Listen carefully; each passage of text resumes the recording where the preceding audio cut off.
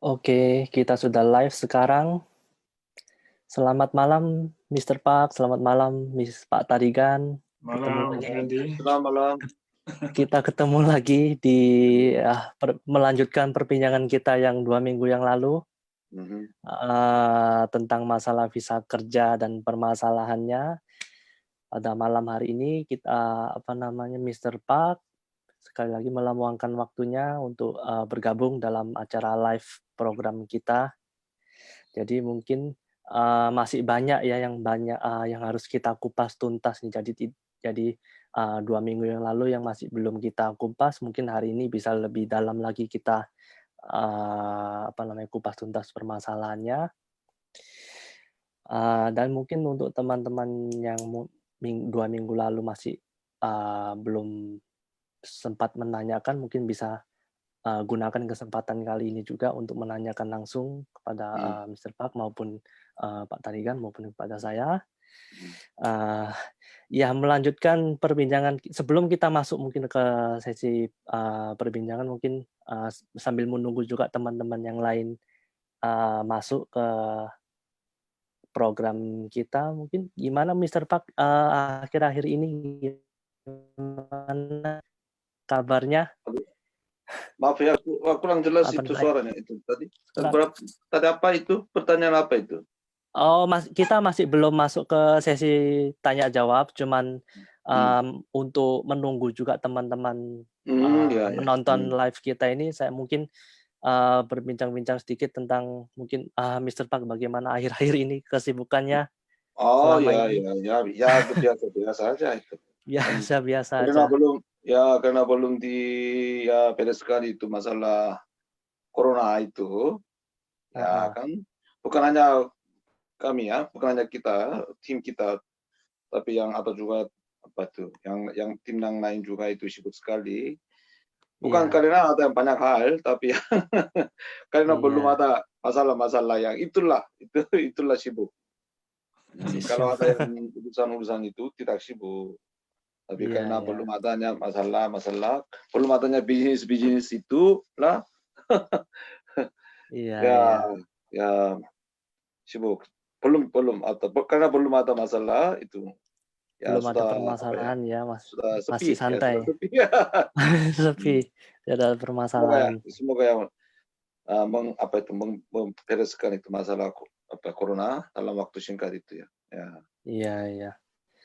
Iya. Oke, bagaimana dengan Pak Tarigan sendiri? Mungkin malam ini sehat-sehat? Ya, kalau sudah ada Mas Randy kan semangat kita. Enggak lah. Ya, walaupun di samping di kantor kita ada aktivitas, tapi secara pribadi pun saya beberapa 2 minggu terakhir memang cukup sibuk. Khususnya saya juga baru menyelesaikan studi. Oh iya. Jadi beberapa hal administrasi dan lain sebagainya saya juga masih warawiri istilahnya bahasa Jawa ya, kepohan di mana kampus saya studi. Nah, mudah-mudahan dengan selesainya studi juga bisa berkontribusi lebih banyak kepada teman-teman yang ada di Korea. Kita siap mensupport lah teman-teman yang ada di sini melalui Kemsong, dan juga secara pribadi kita sangat mendorong supaya teman-teman juga bisa merasa lebih nyaman di Korea ya. Beberapa hal terkait masalah hukum ya dan kehidupan di Korea, kita terbuka juga untuk sharing ya. Bukan hanya secara formal melalui event seperti ini, tetapi kita melalui kontak pribadi juga kalau hal-hal yang itu kita membuka diri sebagai sama warga negara Indonesia di Korea. Iya. Tapi itu Pak Tarigan itu ya, congratulations ya. Pak selamat Pak Tarigan. ya. Iya, syukurlah. Akhirnya nih tuntas juga nih. Iya. Ya, nanti Pak Trendy itu mau kasih tahu sama teman-temannya Pak tadi kan sudah dapat itu PhD di Korea. Wah, itu sangat hebat. Iya, Itu luar biasa itu untuk orang luar asing. biasa sekali Iya, ya. Iya, iya. ya. Jadi Pak tadi kan sudah akhirnya menyelesaikan PhD-nya di Korea. Sini merupakan salah satu hal yang tidak mudah ya untuk Pak tadi kan. Saya masih tunggu, masih kapan nggak tahu. Nanti Ya, segera sebentar muncul lagi. juga. Sebentar lagi. Segera semoga bisa menyusul. Iya, oke. Jadi apa namanya, kita juga saya mau menegaskan kembali mungkin salah satu pertanyaan yang paling banyak ditanyakan juga 2 minggu yang lalu, juga beberapa akhir ini masih tetap ini nih, apa namanya, seputar teman-teman kita yang apa namanya, calon PMI yang ingin masuk ke Korea, yang saat ini mungkin apa namanya, masih belum bisa masuk ya ke Korea sini karena beberapa kendala. Masih banyak yang tanya ke saya, juga tanya ke tim-tim yang lain. Jadi untuk mengklarifikasi lagi, 2 minggu yang lalu Mr. Park juga sudah menjelaskan secara kompleks ke kepada kita kalau memang sampai sekarang masih belum ada ya Mr. Park ya, sampai detik ini Betul. juga masih belum ada konfirmasi langsung untuk yang mau masuk ke mana, ke Korea. Jadi mohon sabar teman-teman, ditunggu kalau sudah ada berita terbaru tentang masalah ini, pasti kami akan langsung mempost ke Facebook page kami. Jadi tolong silakan dicek terus melalui page kami. Itu yang satu hal yang mau saya tegaskan untuk overall apa namanya, briefing program kita 2 minggu yang lalu. Sama satu lagi yang saya ingin tegaskan lagi, untuk teman barusan soalnya juga ada yang konsultasi kepada saya juga, untuk orang yang mau re-entry nih ceritanya. Jadi orang mau re-entry, dia tidak bisa re-entry visanya ditolak karena alasannya dulu dia telah pernah melanggar hukum Korea dan pernah didenda sebesar sekian, sekitar berapa, di atas 500.000 won dia kena denda, dan sekarang akhirnya dia tidak bisa masuk kembali ke Korea karena alasan dia telah mendapatkan denda di atas 500.000, dia tidak bisa masuk kembali. Jadi ini merupakan pelajaran juga, mungkin saya ingin memberikan edukasi juga kepada teman-teman yang mungkin masih di Korea sekarang ini, yang mungkin pernah mengalami masalah ya tentang mungkin didenda, atau mungkin biasanya teman-teman yang mungkin mengendarai tanpa SIM lalu didenda atau hal-hal yang lain. Kalau misalkan ada masalah seperti ini sebaiknya diselesaikan dulu di Korea sebelum pulang ke Indonesia. Soalnya kalau sudah pulang ke Indonesia kan sudah hampir tidak bisa ya kita kita cari solusinya ya. Mungkin ada yang mau ditambahin untuk Mr. Pak atau Pak Tarikan untuk soal yang mau saya tegaskan untuk teman-teman ini sebagai pelajaran sebelum kita masuk ke sesi pertanyaan. Ya, saya kira secara prinsip kan memang kita mendorong teman-teman di sini untuk berusaha menghindari hal-hal yang bisa melanggar hukum sehingga justru merugikan kita dalam proses untuk aplikasi nanti. Tetapi berkaitan dengan re-entry, ini kan banyak pertanyaan juga teman-teman yang sudah 9 tahun ya mau kembali lagi ke Korea. Nah, re-entry itu pada prinsipnya kalau dulu itu tidak dibatasi, sehingga ada banyak orang sampai 15 tahun dan sebagainya, tetapi tahun 2017 dalam pemahaman saya itu kan re-entry-nya cuma sekali, sehingga totalnya memang dari 9 tahun berapa? 5 bulan ya. Jadi re-entry-nya hanya sekali, sehingga kalau teman-teman sudah 9 tahun lebih, ingin re-entry kedua lagi, tidak bisa saat ini menurut ketentuannya. Nah, kami tidak tahu apakah ada ketentuan yang lain yang mengecualikan, tetapi saat ini memang tidak ada. Sehingga re-entry itu ada dua jalur. Teman-teman sendiri yang di Korea juga mungkin sudah paham. Pertama lewat jalur pekerja teladan ya, Kerja teladan. pekerja teladan, atau lewat jalur spesial IPS. Tetapi spesial IPS itu sendiri punya kuota yang terbatas, sehingga kompetitifnya juga lebih tinggi. Dengan dua jalur itu sebenarnya hanya bisa melakukan re-entry ke Korea, dan itu pun hanya dilakukan satu kali. Kemudian seperti yang kami sebutkan 2 minggu yang lalu, salah satu cara atau metode yang disediakan oleh pemerintah Korea bagi pekerja yang sudah re-entry 1 kali ingin lebih lama lagi di sini melalui perubahan visa ke jenis E74. Nah, oleh karena itu visa tersebut diperkenalkan mulai tahun 2008, itu adalah sebagai salah satu dari solusi karena ada pembatasan untuk re-entry. Jadi memang satu sisi ditutup, tetapi dibuka juga jalur yang lain untuk teman-teman yang ingin lebih lama bekerja di Korea. Mungkin itu Mas Randy yang saya tahu. Iya. Oke, terima kasih informasinya. Pak tadi kan mungkin dari Mr. Park mungkin ada sedikit yang mau ditambah atau kita? Iya, itu sudah jelas. Udah jelas ya dari Pak tadi kan ya. Memperhatikan itu waktunya, oke. Ya, udah. Iya. Jadi untuk re-entry-nya seperti yang Bapak tadi kan barusan bilang ada dua macam ya metode yang bisa dilakukan. Jadi untuk mau re-entry pun sekali lagi saya tegaskan, kalau misalnya pernah melanggar hukum atau di sini, tolong diselesaikan dulu, bisa konsultasikan kepada kami sebelum pulang ke Indonesia. Oke, saya mau lihat mungkin ada teman yang sudah tanya. Ini juga mengenai masalah pindah kerja ya, pindah pabrik yang mungkin banyak juga ditanyakan oleh teman-teman.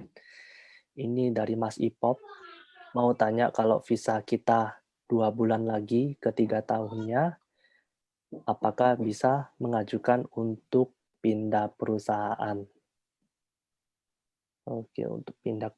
Jadi dia mau mungkin sudah sisa 2 bulan ya untuk yang 3 tahun pertamanya sisa 2 bulan, dia ingin mengajukan pindah perusahaan bisa atau tidak. Pertanyaan ini boleh saya Silakan. Itu Pak Randy kan sudah banyak ada pengalaman. Iya, lebih enak itu. Pak tadi kan Pak Randy jelaskan aja. Ya, coba saya jelaskan secara ininya. Jadi untuk pindah kerja itu kita harus ada alasan ya. Jadi alasannya saya masih belum tahu dari Mas Ipop sendiri alasannya kenapa ingin mengajukan pindah kerja. Jadi pindah kerja itu ada undang-undangnya tersendiri juga. Jadi kalau misalnya memang alasan yang diajukan untuk pindah kerja itu memang masuk, ya otomatis bisa. Tapi kalau misalnya alasan untuk pindah kerjanya ini memang tidak masuk dalam undang-undang ketenagakerjaan yang memperbolehkan pekerjanya untuk pindah, jadi otomatis tidak boleh. Jadi mohon untuk Mas Ipop bisa dijelaskan lebih detailnya lagi kenapa ingin pindah, karena mungkin gaji yang tidak dibayar atau mungkin ada kekerasan atau alasan lainnya. Tolong dijelaskan lebih detail lagi supaya kami bisa mengklarifikasi. Mungkin itu dari saya untuk Mas Ipop, tolong lebih diperjelas lagi pertanyaannya kenapa ingin pindah. Lalu ini dari Mas Saputra, selamat malam. Saya ingin menanyakan jika seseorang pemegang E9 masa berakhirnya tanggal 13 Februari, apakah bisa mengajukan perpanjangan izin tinggal yang 50 hari itu? Dan apakah harus mengajukan ke kantor imigrasi? Apakah harus lapor ke kantor imigrasi? Oke, untuk mungkin bisa Mr. Park atau Pak Tarigan yang menjawab pertanyaan ini untuk orang E9 yang ingin memperpanjang izin tinggalnya 50 hari. Oh, itu sudah selesai ya? Sudah habis itu masa tinggal. Ya. Masa tinggalnya ya dia sampai 13 Februari. 13 Februari.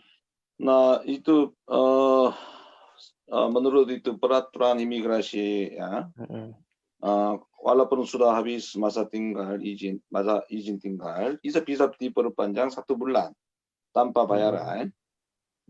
Tapi bukan hanya itu, sekarang karena adanya corona, itu bisa diperpanjang sampai yang 1 atau 2 bulan. Ya, menurut imigrasinya, menurut peraturan imigrasinya 1 bulan bisa diperpanjangkan, ya, pakai itu ID card. Tapi setelah 1 bulan bisa perpanjang lagi karena ada itu kondisi corona, ya kan? Jadi saya kira mungkin bisa diperpanjang sampai 2 atau 3 bulan, walaupun sudah habis masa izin tinggal. Karena Tadi ditanya kami 5 hari ya? 50 hari. 50 hari. 50 hari. Iya, 50 hari. Iya. 50 hari ya. Iya, seperti itu. Ya, 1 bulannya diperpanjang secara sah. Kalau setelah itu minta lagi karena adanya kondisi corona. Saya kira ini bisa diperpanjang sampai 60 hari. 60 hari ya setelah. Iya ya. Kalau 1 bulannya bisa, tapi setelah 1 bulan memang tergantung itu alasan-alasan. Tapi saya pikir itu bisa karena kan masih jalankan kondisi itu corona. Iya masih bisa ya. Masih bisa. Jadi saya juga ingin mendapatkan sedikit. Jadi kami sudah mempost juga soal perpanjangan otomatis 50 hari ini di page Facebook kami. Jadi untuk pemegang visa E9 yang masa tinggalnya akan berakhir di antara 1 Desember sampai 31 Januari, maka pemegang visa E9 tersebut akan otomatis ya diperpanjang 50 hari mungkin yang dimasukkan. Jadi tetapi khusus untuk yang sampai 31 Januari saja ya. Jadi untuk Mas Saputra ini yang katanya sampai 13 Februari jadi tidak masuk ke dalam kebijakan ini, jadi mungkin bisa pakai metode yang barusan Mr. Park bilang. Untuk penundaan masa ini ya, penundaan keberangkatannya ya. Jadi tidak masuk ke program perpanjangan otomatis 50 hari ini soalnya masa berakhirnya itu kan special cases ya. Perpanjang itu otomatisnya itu special case. Kalau yang sudah biasa itu tidak bisa ya. Oke. Tambah ada. Tadi yang berkaitan dengan teman yang bertanya berkaitan dengan ada masa kontrak tinggal 2 bulan ya. Iya. 2 bulan kemudian ingin pindah kerja. Iya. Nah, berarti kan tinggal 2 bulan maksudnya ini masa tinggal di Korea atau kontrak kerjaan sudah 3 tahun, masa kontrak kerjanya. Mungkin yang dia masuk masa kontraknya sudah hampir 3 tahun ini, sisa 2 bulan. Sisa 2 bulan, dia ingin pindah kerja gitu ya. Iya. Nah, tadi Randy sudah menyebutkan, pertama pasti harus ada alasan. Tapi secara teknikal itu sangat sulit. Kalaupun ada alasan yang secara legal yang memungkinkan. Kenapa? Karena untuk mencari pekerjaan yang baru, ya, untuk mendapatkan majikan yang baru, itu kan juga harus melalui satu prosedur, di mana dia harus lewat job center, ya. Kemudian nanti dicarikan ada proses lagi, kemudian harus ada kontrak baru. Nah, di kontrak yang baru itu, nah itu kan minimal dia harus ada 1 tahun kontrak, kan nggak bisa 2 bulan, 1 bulan, gitu ya. Nah, kecuali kecuali ada pengecualian. Nah, kita dalam kasus itu, tapi secara regulasi bahwa periode kontrak 3 tahun itu dengan 1 majikan itu, kan gitu. Nah, kecuali tadi, apalagi yang sudah ini tinggal 2 bulan. Nah, maka kesulitannya adalah mencari majikan yang untuk 2 bulan itu. Karena yang untuk extension itu, perpanjangan itu berlaku untuk majikan yang 3 tahun sebelumnya, bukan yang majikan yang baru. Nah, itu yang menjadi kesulitan buat teman kita yang nanti mau pindah tersebut. Nah, seingat saya juga ada minimum ya, kontrak untuk yang kalaupun terjadi perpindahan karena alasan yang legitimate, itu juga ada minimum kontrak. Jadi kalau 2 bulan itu secara legal technique-nya sulit. Sulit ya. Iya. Oke, jadi memang perpindahan kerja itu tidak gampang ya, apalagi meskipun ada alasan, tidak segampang membalik telapak tangan ya, untuk perpindahan kerja ini sangat susah sekali.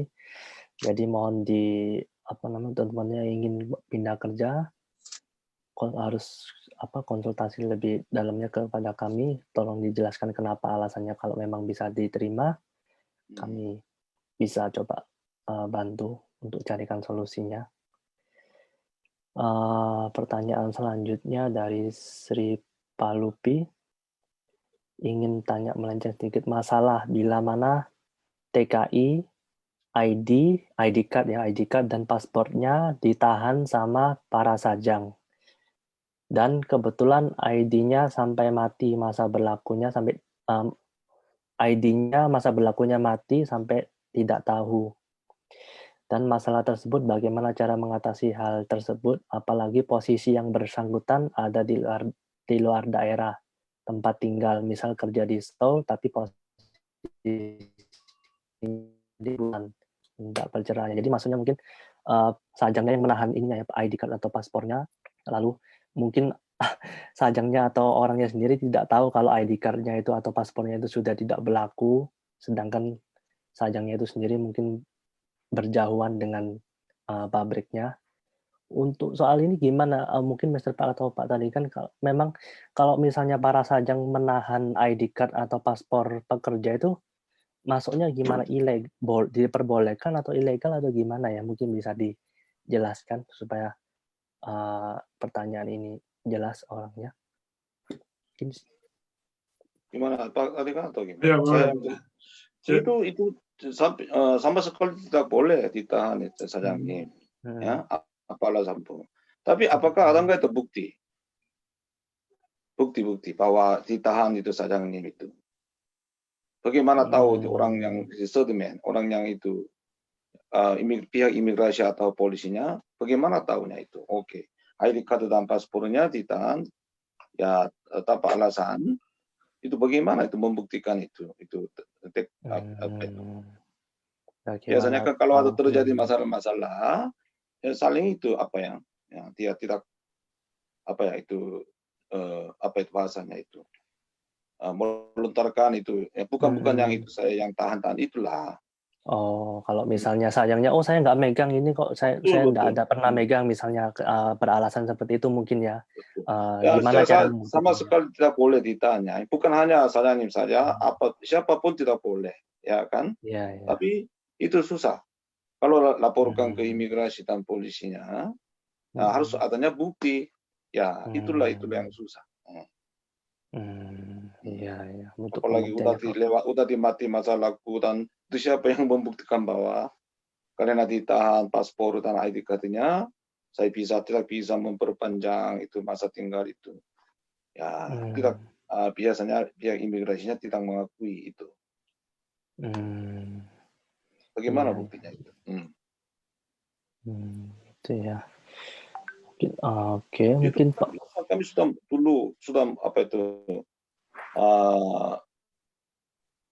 menjelaskan itu kalau ditahan itu tidak boleh kan? Kami ada pasal itu ya berapa ya Pak tadi kan itu ada pasal berapa ya itu tidak boleh ya ditahan itu ya itu pasti tidak boleh jelas.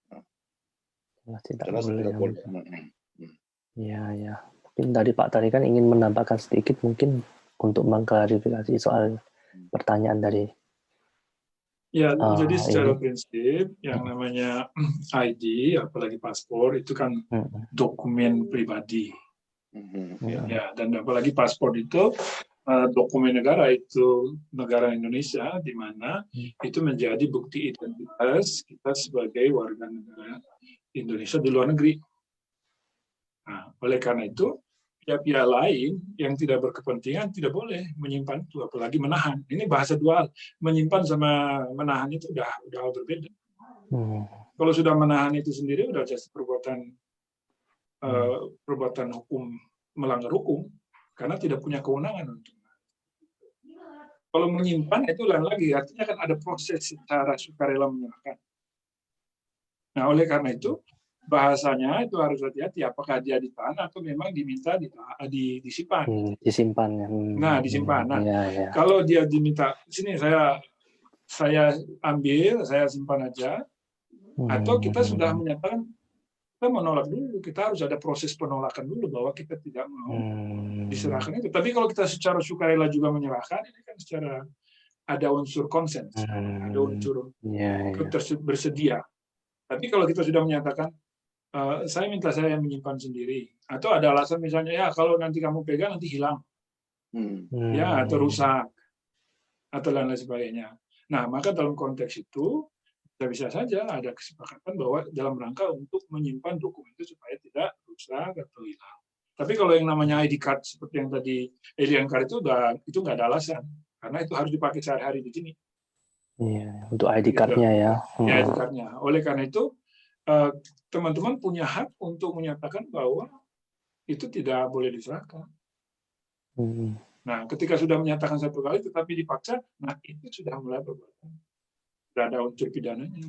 Unsur pidana itu. Nah, artinya dia sudah menahan sesuatu yang tidak punya hak, tidak punya kewenangan. Nah, oleh karena itu harus ada di awal suatu pernyataan keberatan bahwa tidak ini. Kalau teman-teman secara pribadi menyerahkan juga kan. Nah, walaupun hanya bedanya sedikit, tetapi mempunyai konsekuensi yang berbeda.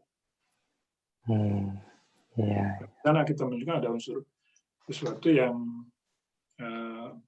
seperti menahan gitu ya. Nah, itu harus ada unsurnya. Tapi kalau dia secara sukarela juga menyerahkan, unsur menahannya nggak terjadi. Gitu. Oke, sudah jelas. Jadi ada perbedaan itu ya. Memang bermaksud untuk menyimpan atau ditahan. Jadi kalau misalnya yang pekerja sendiri sudah diminta ngasih, maka otomatis mungkin bisa dikatakan dia minta tolong disimpankan gitu, mungkin bisa dipengertikan seperti itu ya. Jadi kita juga nggak bisa ada mau membalik misalnya saya menuduh sajangnya ditahan gitu. Jadi kita agak bisa dibilang agak tidak kurang jelas ya itunya. Ya mungkin sudah gitu untuk jawaban dari kami untuk Sri Palupi. Pertanyaan selanjutnya,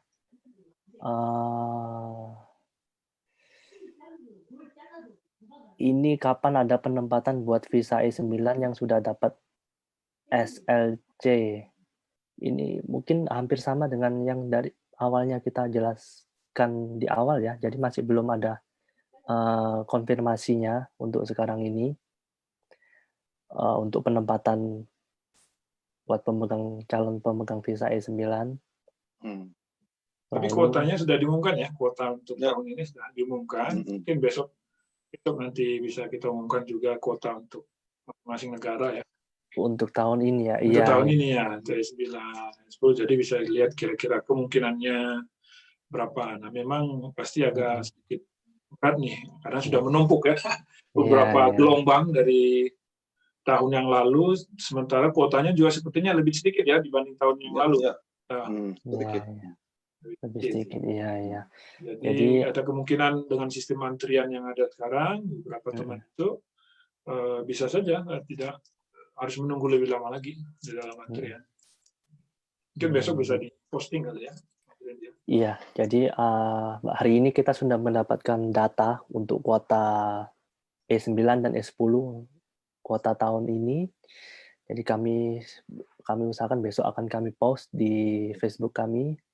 Jadi silakan dilihat. Untuk tahun ini agak mengalami pengurangan ya dari tahun lalu untuk kuotanya. Oke, jadi pertanyaan selanjutnya ini saya mau tanya, apakah benar bulan ini lagi tes EPS topik. Mungkin untuk tes EPS topik ini silakan tanyakan langsung ke EPS di Indonesia mungkin ya untuk jadwalnya. Silakan tanyakan ke sana, mungkin mereka bisa menjawab lebih, mereka punya informasinya yang lebih akurat. Mau tanya agak di luar topik, bagaimana kalau Gungmin Bohom nggak disetori oleh perusahaan, sedangkan setiap bulan dipotong terus pas gajian, udah nanya orang perusahaan, tapi tidak ada titik terang. Ini untuk Gungmin Yonggem mungkin yang dimaksudkan ya, jadi dia sudah dipotong gajinya untuk pensetoran Gungmin Yonggem, tapi perusahaannya tidak menyetorkan ke Gungmin Yonggem Gungdannya itu. Untuk soal ini mungkin bisa ditanyakan juga langsung ke ini ya, ke kantor Gungmin Yonggem ya sebelum coba dicek dulu kenapa kira-kira pabriknya ini tidak menyetorkan ke Gungmin Yonggemnya. Mungkin pihak dari Gungmin Yonggem juga akan langsung mungkin bisa menegur juga ke pihak perusahaan. Jadi bisa ditanyakan ke kantor NPS dulu ya, sebutnya di sini kantor NPS dulu untuk ini. Ya, saya tambah sedikit. Ya, silakan. Jadi,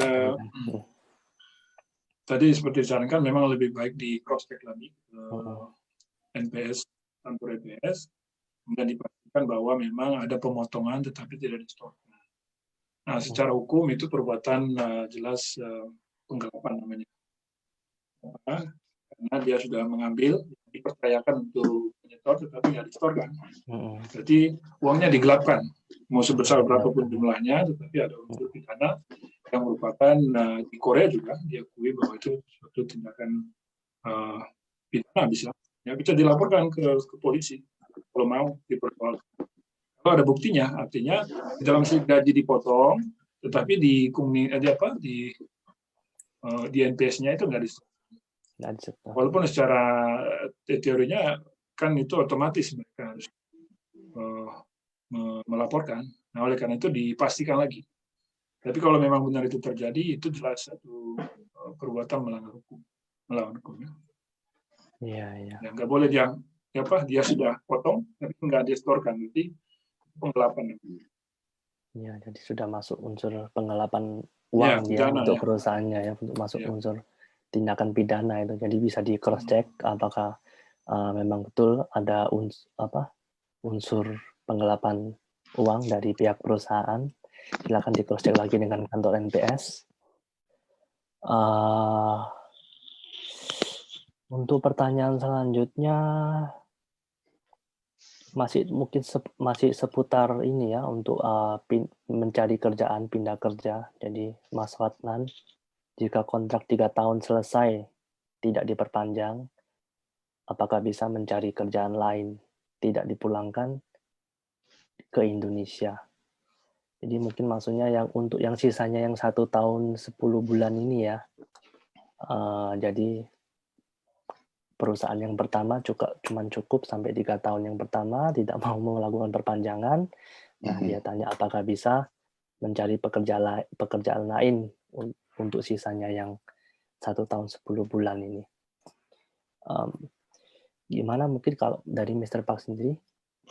Itu pertanyaan Mas Anam. Tidak boleh kan itu? Nggak boleh ya? Iya. Ya kan karena kan bukan hanya itu masalah izin tinggal, tapi juga tadi ini kan harus adanya kontrak dengan itu majikan. Karena adanya kontrak dengan majikan, ini baru dikasih izin tinggal. Oke, tanpa kontrak kerjanya tidak adanya itu masalah izin tinggal itu. Karena ini kan I9, oke? Iya. Kalau yang dibandingkan itu type yang lain, kalau I9 saja harus adanya penting. Yang pentingnya itu kontrak dengan majikan. Iya. Jadi gitu ya, untuk perpanjangan ini. Jadi kalau misalnya dia sudah cari majikan yang baru nih misalnya, oke, kamu kita bikin surat kontrak, jadi dia bisa ya untuk apa namanya, memperpanjang masa tinggalnya yang 1 tahun 10 bulan itu Nah, asalkan ada majikan yang baru ya. terus ada kan izin dari Nodombu. Ya, dan Nodombu juga ya. Iya, iya. Iya, Nah, iya. mungkin saya tambahkan ya. Jadi dari yang Silakan. disampaikan Mr. Pak. Iya. Nah, ini ya berkaitan dengan konsep yang namanya Employment Permit System. EPS ya. itu konsep Employment Permit System. Nah, kalau kita merujuk kepada undang-undang yang namanya Foreign Worker, gitu ya. Nah, diatur bahwa untuk mempekerjakan orang asing itu, majikan harus mendapat izin terlebih dahulu. Jadi, teman-teman datang ke Korea itu harus dipekerjakan oleh majikan yang mempunyai izin. Nah, izin untuk mempekerjakan orang asing itu pertama itu diberikan selama 3 tahun. Betul. Ya, jadi setelah mendapat izin mempekerjakan selama 3 tahun, maka majikan bisa mempekerjakan teman-teman hingga bisa sampai 3 tahun. Tetapi itu tidak langsung otomatis selama 3 tahun, bisa 1 tahun, kemudian diperpanjang selama 3 tahun. Kenapa dia bisa sampai 3 tahun? Karena izin mempekerjakan asingnya itu diberikan oleh job center itu selama memang 3 tahun. Nah, kemudian setelah 3 tahun ada namanya renew. Jadi bukan perpanjang kontrak, tapi memperbaharui. Jadi ada 2 konsep hukum yang berbeda. Perpanjangan kontrak itu setiap tahun boleh, atau bisa langsung selama 3 tahun, tidak perpanjangan. Atau renew, berarti memperbaharui. Nah, dalam pengertian seperti itu, maka majikan harus mengajukan izin lagi kepada job center untuk memperpanjang. Jadi setelah mendapat izin dari job center, baru bisa merenew, memperbaharui kontrak selama 1 tahun. Kalau undang-undangnya bahasanya tidak lebih dari 2 tahun. Jadi yang prakteknya 1 tahun 10 bulan itu tidak diatur dalam undang-undang, hanya dalam praktek, dalam mungkin peraturan pelaksanaan. Tetapi undang-undang foreign worker-nya menyatakan tidak lebih dari 2 tahun untuk masa renew-nya. Oleh karena itu memungkinkan saja 1 tahun 11 bulan. Ya, 1 tahun, pokoknya tidak lebih dari 2 tahun untuk renew. Nah, setelah itu baru bisa re-entry. Nah, jadi dia punya bahasa yang berbeda. Perpanjangan, pembaharuan, dan re-entry. Nah, konsepnya itu. Nah, masing-masing seperti tadi, perpanjangannya itu tadi diberikan izin 2 tahun. Oleh karena itu dalam konteks pertanyaan teman kita tadi, kenapa majikan tidak memperpanjang lagi? Karena dia tidak memang butuh lagi. Nah, majikan yang tidak butuh lagi, maka teman-teman kembali lagi, tunggu lagi program yang selanjutnya. Cari majikan yang baru. Kenapa? Karena konsep EPS itu adalah yang namanya konsep employer driven system. Artinya apa? Itu tergantung kebutuhan. Jadi berdasarkan kebutuhan majikannya. Jadi sistem itu diciptakan sedemikian. Sehingga teman-teman yang datang sini tidak punya izin kerja, bukan working permit. Yang punya itu adalah izin tinggal. Jadi itu bukan izin kerja. Jadi imigrasi tidak memberikan izin kerja, tetapi izin tinggal. Oleh karena itu 2 hal yang berbeda. Ya. Jadi imigrasi hanya mengurus izin tinggal. Kalau dia dalam konteks employment permit, maka izin kerja dan izin tinggal itu satu kesatuan. Nah, ini harus dibedakan. Jadi teman-teman itu kenapa majikannya nggak lagi? Karena memang dia tidak butuh lagi. Dan kemudian dia tidak mau memperpanjang lagi untuk izin mempekerjakan orang asing. Gitu ya. Cukup jelas mungkin. Iya. Oke, cukup jelas ya untuk penjelasan dari Pak tadi kan. Jadi ada pembaruan minimal harus ada pembaruan kontrak baru bisa diperpanjang untuk masa tinggalnya. Jadi perpanjangan masa tinggal sama perpanjangan masa kontraknya itu beda ya, 2 hal yang berbeda ya. Iya, jadi ada pembaruan kontrak itu nanti dari pihak majikan mengajukan permohonan kepada imigrasi untuk diberikan izin tinggal. Izin tinggal ya. Iya. Jadi bukan izin bekerjanya. Iya. Yang izin mempekerjakan diberikan kepada majikan. Nah, ini 2 hal yang berbeda ya. Izin mempekerjakan. Makanya employment permit system. Bukan working permit system. Iya. Oke, sudah cukup jelas ya. Jadi penjelasan dari Pak tadi kan. Langsung saja kita ke pertanyaan selanjutnya dari Mas Dedi Mulyadi. Pertanyaan, apa yang harus kita lakukan jika kita dipekerjakan tidak sesuai dengan kontrak kerja? Dan jika kita minta pindah, tidak diizinkan, malah disuruh bulbob, disuruh ilegal. Oke, dari Oh, Mas ini kalau ini juga itu masalah inainya.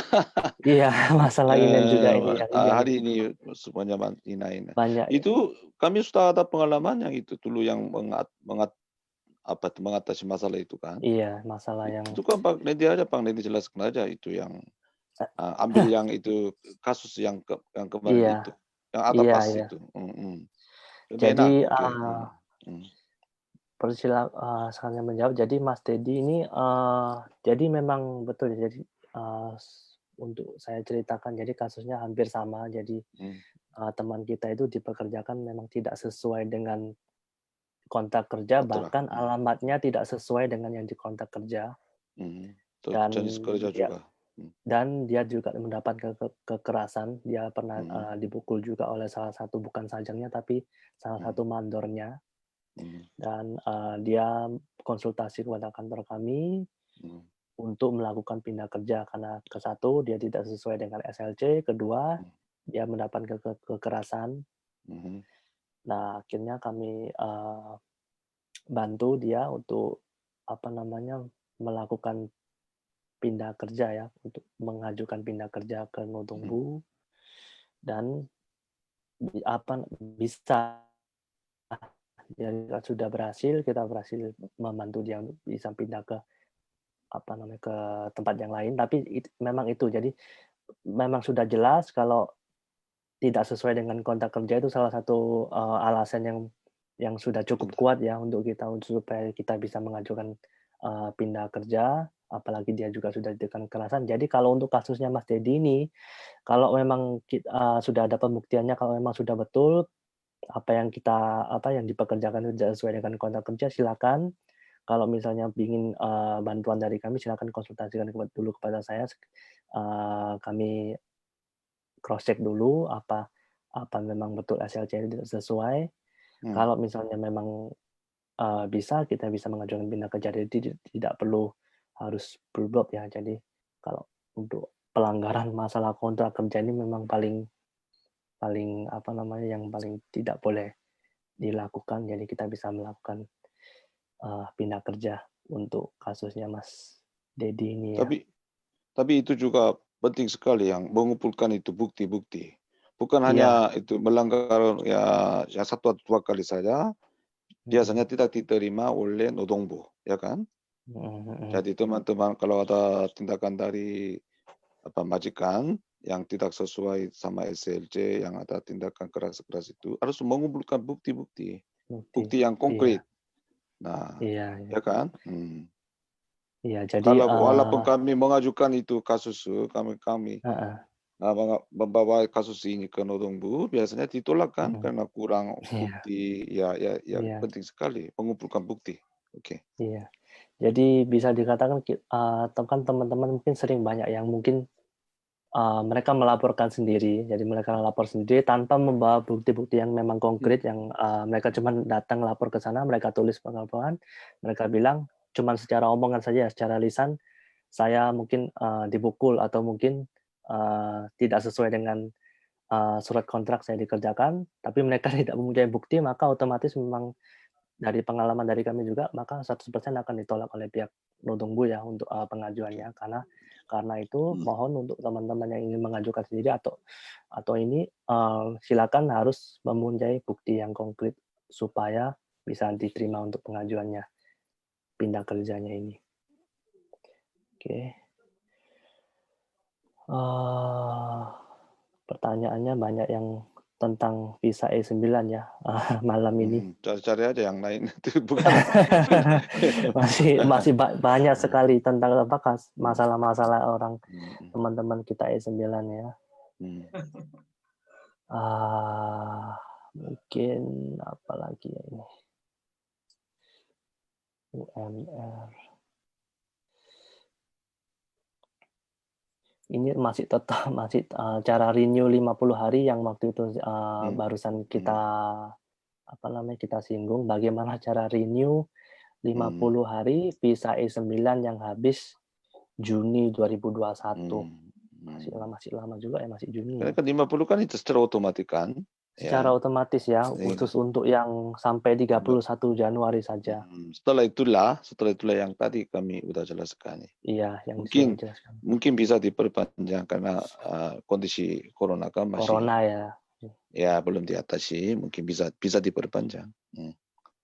Iya. Jadi tinggal walaupun belum ada pengumuman dari pemerintah itu yang menurut itu pengalaman yang dulu, ya kan?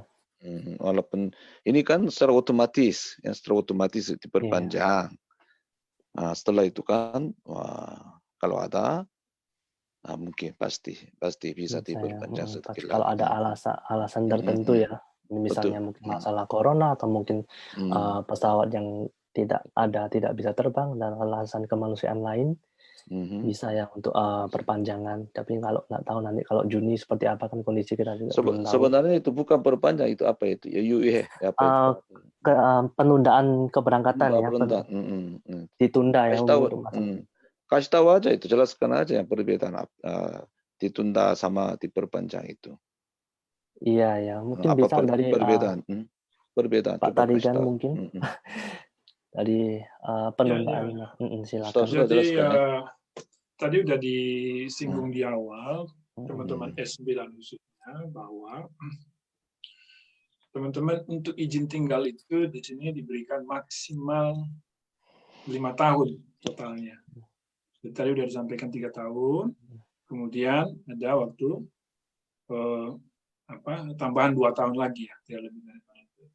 Nah, kalau misalnya tadi teman-teman kondisi sekarang memang itu tidak perlu melakukan pengajuan karena secara otomatis. Nah, oleh karena itu secara teknis teman-teman yang misalnya 3, 4 tahun 10 bulan di sini, itu sebelum sampai 5 tahun itu masih ada peluang untuk bisa diberikan kesempatan tinggal di sini. Tadi istilah terminologi yang dipakai oleh Mr. Pak, mungkin dari pihak imigrasi bisa memberikan penundaan keberangkatan karena alasan-alasan itu.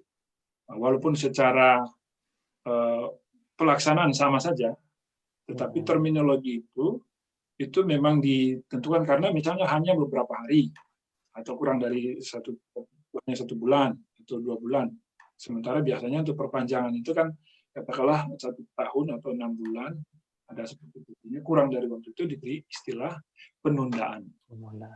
Itu hanya istilah terminologi yang teknis, tetapi secara pelaksanaan prinsipnya sama saja. Oke. Ya, mungkin seperti itu ya untuk penundaan untuk alasan tertentu. Jadi bisa mengajukan ke imigrasi kalau misalnya memang ada alasan kemanusiaan. Pertanyaan ini untuk visa E74 ini ya, dia bertanya. Untuk perpanjangan visa khusus E74 yang dapat waktu perpanjangan otomatis 90 hari, apakah harus datang lapor ke imigrasi setempat untuk minta stempel menambah masa tinggal di balik ID card. Dan bila nanti tiba waktu masa perpanjangan visa E74, mohon dikasih penjelasan dan biasanya syarat apa saja yang harus disiapkan untuk perpanjangan visa E74-nya. Oke, jadi ini yang dia tanyakan perpanjangan visa perpanjangan otomatis 90 hari ya. 60 hari? 90 hari. Ya, dia tanya 90 hari untuk visa E74. Saya baru dengar, saya kurang tahu. Kurang tahu saya juga. Tetapi kalau misalnya perpanjangan itu kan dia sama seperti proses biasa, dia tetap harus mempertahankan sejumlah poin minimum. Ya, minimum poin itu harus tetap dipertahankan. Jadi walaupun dia sudah katakanlah E74, biasanya dikasih 2 tahun, gitu ya, 2 tahun sesuai dengan kontrak kerjanya dengan majikannya sekarang. Nah, untuk perpanjangan berikutnya dia juga harus mempertahankan poin-poin yang waktu dia mengajukan awal. Jadi bukan berarti aman setelah selesai itu, kemudian sudah saya bisa nanti perpanjang otomatis hanya dengan model kontrak. Tetapi dia tetap harus mempertahankan minimum poinnya. Nah, hal itu juga berlaku di jenis visa yang lain. Misalnya sebagai contoh kita lihat di F2 ya, yang dengan sistem poin juga berlaku demikian, bahwa setiap memperpanjang pun, walaupun dia sudah bisa long term resident, dia harus mempertahankan minimum poinnya. Nah, kemudian apalagi dengan model F2 sekarang, poin itu menentukan berapa lama masih tinggal diberikan. Semakin tinggi, maka bisa semakin lama, maksimal diberi 3 tahun langsung. Tapi kalau misalnya dia minimum hanya dikasih 1 tahun. Tuh. Nah, prinsip yang sama juga berlaku untuk E74, walaupun E74 ada sedikit pengecualian, mereka tergantung kepada jumlah kontrak, tapi biasanya dikasih 2 tahun. Tapi kalau ada perpanjangan otomatis 90 hari, ya saya belum dengar ya. Mungkin kita harus cari tahu dulu informasinya. Iya, kita cari tahu untuk informasinya 60 hari. Tapi untuk perpanjangannya visa E74 tadi seperti yang Bapak tadi kan jelaskan, jadi masih harus mulai proses seperti itu ya untuk perpanjangannya.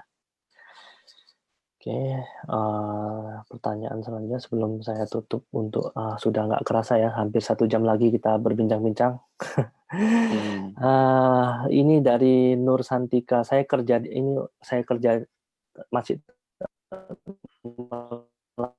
masih tentang visa kerja juga. Saya kerja di kapal udah 1 tahun lebih, tidak ada kenaikan gaji. Sedangkan teman-teman saya di sini tiap tahun gajinya naik terus. Sedangkan dari pihak pemerintah sudah ditentukan kalau tiap tahun ada kenaikan gaji. Mohon pencerahannya. Mungkin dari siapa tadi kan atau Mr. Park yang ingin menambah untuk mengklarifikasi pertanyaan dari ini Nur Santika ini. Ini visanya apa? Visa apa? Visa dia tidak dia juga tidak menyebutkan visanya apa, tapi dia bilang dia kerja di kapal, jadi bisa juga E9 atau S10 ya untuk visanya. Iya. Jadi kita harus tahu karena ketentuan undang-undang upah minimum itu antara S9 dan S10 itu berbeda. Jadi undang-undang ketentuan minimum wage atau upah minimum itu tidak diberlakukan kepada pekerja dengan visa S10. Kenapa? Karena undang-undang yang mengatur visa S10 itu ada undang-undang tersendiri, bukan diatur oleh General Labor Law. Jadi bukan diatur oleh ketentuan undang-undang tenaga kerja secara umum. Tetapi diatur sendiri oleh undang-undang ketenagakerjaan khusus kelautan. Namanya Seafarer Act. Jadi undang-undang kelautan sendiri. Nah, di mana ada dalam pasalnya di dalam undang-undang itu bahwa untuk seafarer itu dikecualikan. Tetapi di dalam undang-undang ketenagakerjaan khusus untuk pelaut ini diatur bahwa menteri yang terkait dalam hal ini Menteri Perikanan itu dapat menentukan. Nah, di situ dapat ya, jadi bukan wajib hukumnya. Nah, jadi di situ berbeda nih. Jadi ketentuan kalau dia E9 dia tidak memenuhi undang-undang ketenagakerjaan, tidak memenuhi upah minimum, jelas melanggar undang-undang. Karena wajib hukumnya. Oleh karena itu termasuk pelanggaran undang-undang, bukan hanya pelanggaran kontrak, tapi pelanggaran undang-undang. Kecuali nanti ada pengecualian alasan-alasan tertentu kenapa dia tidak bisa memenuhi upah minimum. Ya, tetapi kalaupun dia tidak bisa memenuhi upah minimum, dia harus meminta pengecualian untuk itu. Kalau tanpa pengecualian maka itu pelanggaran undang-undang. Oleh karena itu melanggar kontrak juga, sehingga itu bisa dijadikan alasan untuk pindah. Itu sah. Tetapi kalau dia di S10, karena proses penentuan upah minimumnya juga berbeda, maka ada hal yang berbeda lagi.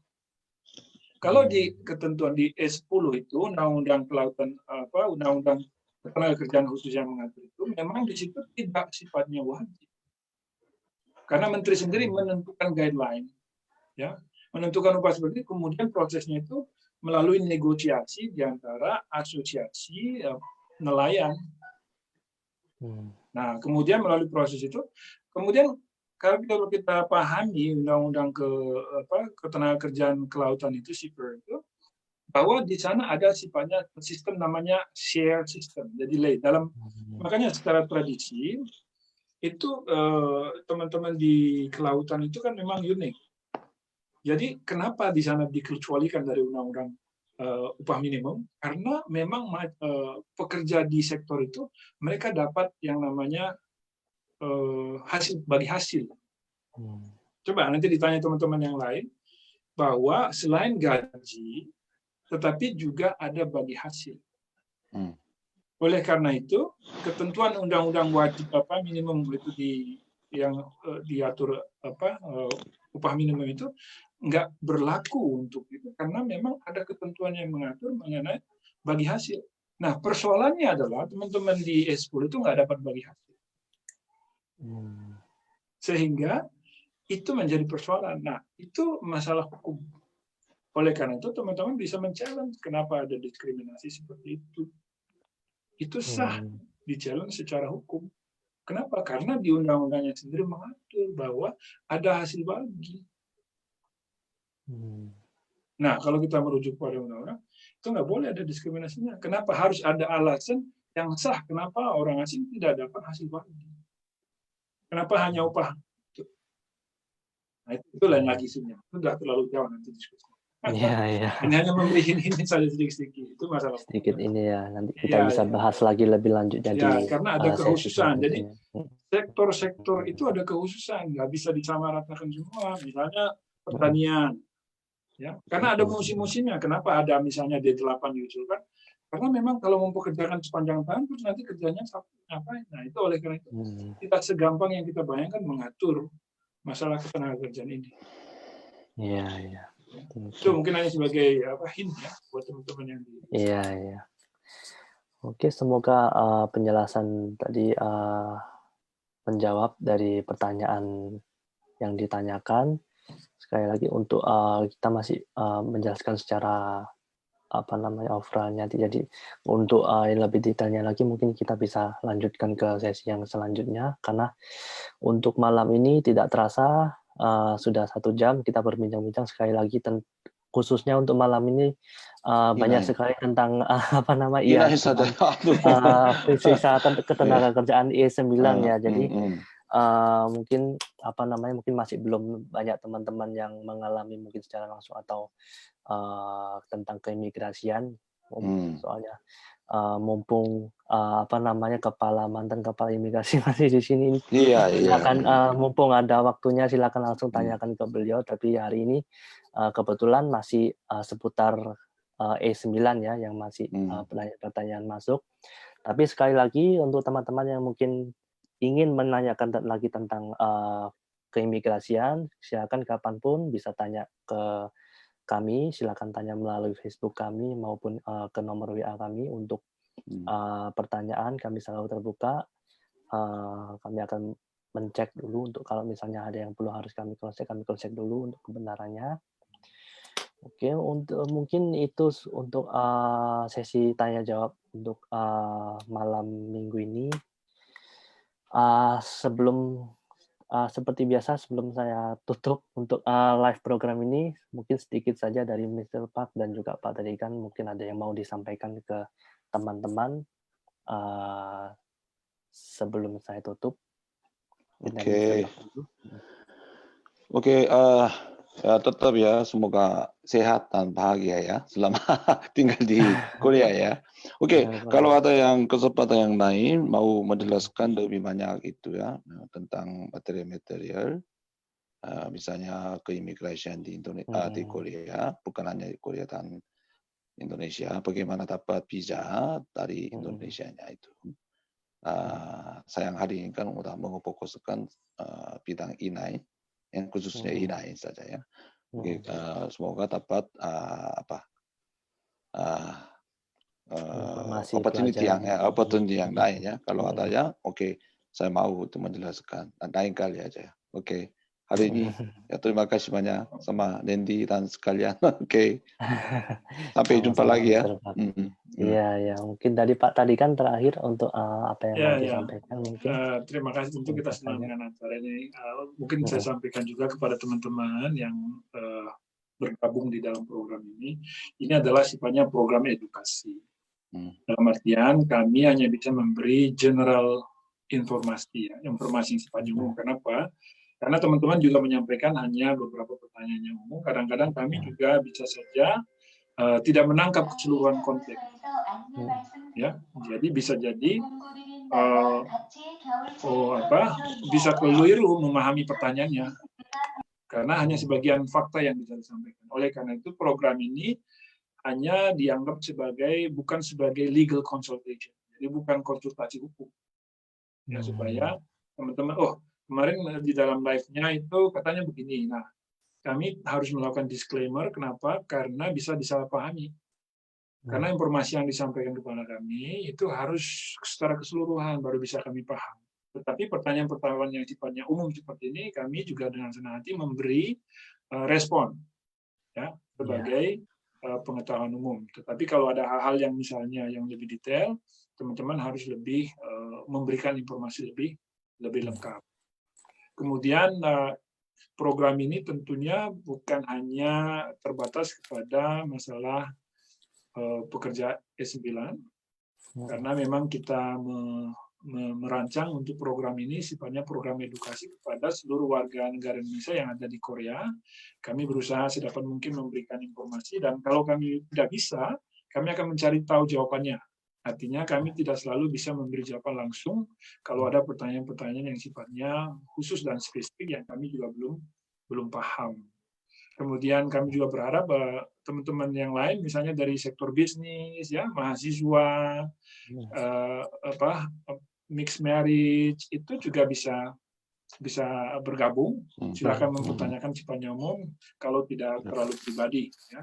Kenapa? Kami juga menemukan banyak hal-hal yang sebenarnya bisa dicegah seandainya teman-teman itu bisa mendapat informasi awal. Persoalan yang paling besar bagi kita adalah sering mengabaikan, nanti juga. Tetapi hukum tidak bisa mengatakan kalau sudah terjadi ada konsekuensi. Nah, kadang-kadang konsekuensi itu bisa dihindari atau dicegah kalau dari awal bisa dipahami. Oleh karena itu, kita berharap ini juga tersebar, bahkan bukan hanya untuk warga negara Indonesia di Korea, tetapi juga teman-teman yang ada di Indonesia yang punya ketertarikan bahkan mengenai visa turis, mengenai bisnis, termasuk pendidikan. Nah, mungkin minggu depan bisa juga kita selingi dengan tema lain, misalnya mengenai pendidikan. Ya, bagaimana? Apakah bisa bekerja di sini juga sambil kuliah, misalnya itu juga, ya. Kemudian nanti juga ke depan kita pilih topik-topik yang lain, tetapi tetap terbuka teman-teman yang kalaupun ada pertanyaan berkaitan dengan masalah S9, S10, gaji tetap diterima di dalam program-program ini. Itu mungkin sebagai tambahan dari saya. Iya, oke. Jadi sekali lagi ini adalah program kita ini tujuan untuk edukasi sekaligus untuk menjelaskan secara general saja ya untuk informasi. Sekali lagi kalau misalnya ada informasi yang mungkin harus kita cross-check lebih dalam lagi supaya kami bisa memberikan mungkin jawaban dan solusi yang lebih dalam lagi, silakan konsultasikan dulu kepada kami. Kami akan mengecek dulu, lalu kami baru bisa menjelaskan secara lebih detailnya di luar dari penjelasan general yang kita jelaskan untuk malam ini ya. Oke, sekali lagi terima kasih untuk waktunya Mr. Park dan juga Pak Tarigan. Sampai ketemu lagi di sesi berikutnya dengan mungkin tema yang 2 minggu lagi ya, 2 minggu berbeda lagi. 2 minggu lagi ya. 2 minggu, pokoknya 2 minggu lagi. Kita setiap 2 minggu kita akan tayangkan lagi untuk live program ini. Oke, mungkin gitu aja. Terima kasih, selamat malam. Oke, selamat malam. Ya. Terima kasih, Randy. Selamat malam. Terima kasih, Mr. Pak. Terima kasih. Yo.